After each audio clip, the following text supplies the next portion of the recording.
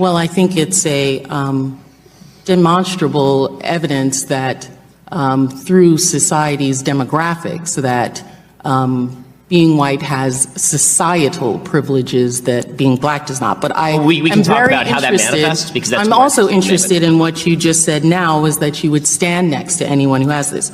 So, Mr. Shapiro, my question to you is, for Ms. Dunston, the tying the noose around the campus and writing messages that target African-American young students, would you consider that hate speech, and then would you?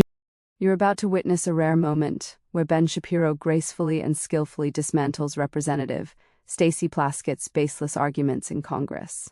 Plaskett attempted to protect herself with the familiar tactic of identity politics, using race not as a subject for genuine discussion, but as a shield to deflect any critique of her opinions. Even though she tried to portray herself as a victim, Ben didn't fall for it. He stayed calm, direct, and backed by undeniable facts. When those on the left push their identity-focused stories, he responds with something they can't twist: the solid foundation of intellectual accountability. This wasn't a chat about race or personal issues. It was centered on truth, values, and the importance of holding public officials to consistent standards, regardless of their background. Usually, when folks on the left feel the story is getting out of their control, they tend to dodge dealing with the facts, opting instead to shuffle, skirt around the issues, and express outrage. Before we play the clip, tell us where you're from in the comments, and hit that like button if you're tired of politicians ducking real issues with the same old excuses. Let's get into it. About white privilege. And just this week, I had a conversation with Rachel Lazar, who's done some work, a Jewish American woman who's done some work on this area, as well as having extensive conversations with Dr. Greg Parks of Wake Forest University, who's also talked quite a bit about critical race theory. And it's my understanding that white privilege is not telling individuals that they cannot speak, but it is a term for societal privilege that individuals have as a benefit of their white skin. And I don't think that, and I think universities would be remiss to then say that because you're white, you're not allowed to say anything that's critical of white people. I didn't know that white privilege actually went into that sphere. My understanding is it's just, and the issue is that white privilege makes people uncomfortable to talk about the societal privilege that they have.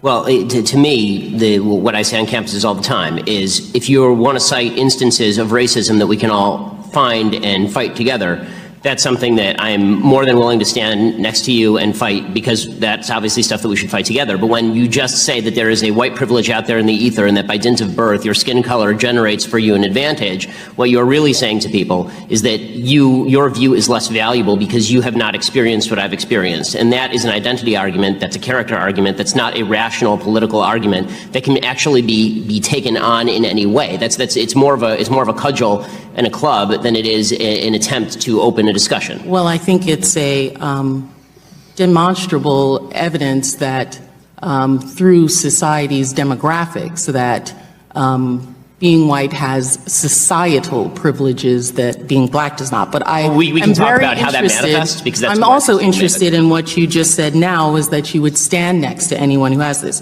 So, Mr. Shapiro, my question to you is, for Ms. Dunston, the tying the noose around the campus and writing messages that target African-American young students, would you consider that hate speech, and then would you stand next to her and fight for her? As I say, I would. This is the first I'm hearing about it, honestly. But really, but from hearing about it, maybe because it's local. I mean, I'm from LA. But in any case, I'm more than happy to stand alongside her and fight whatever group was responsible for this. Not only more than happy. I mean, you're talking about the alt-right. Again, I was the #1 target of anti-Semitic harassment from the alt-right last year. So I'm more than happy to do all that. And I think there's one more distinction that has to be made. When we talk about cases like Taylor's, they're horrific, and the administration is siding with Taylor.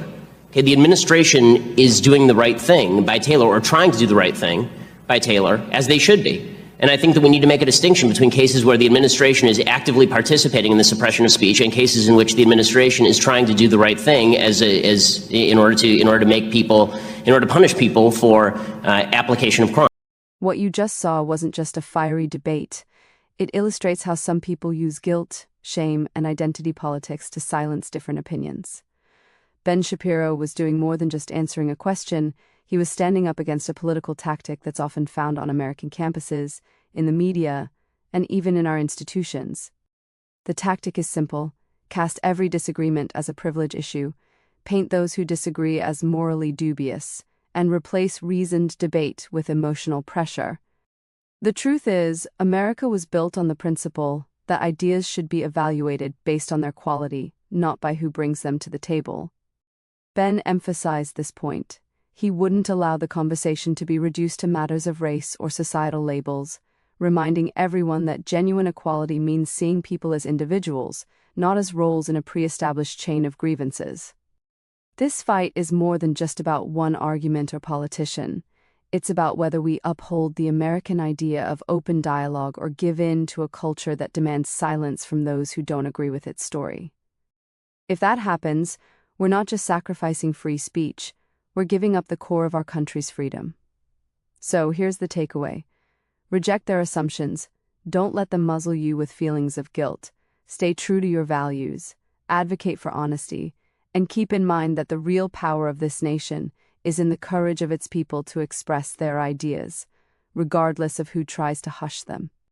If you think these conversations are important, give this a thumbs up, leave your thoughts in the comments, and subscribe to stay updated on what's coming next. This is about the future of America, and we're just getting started with the battle.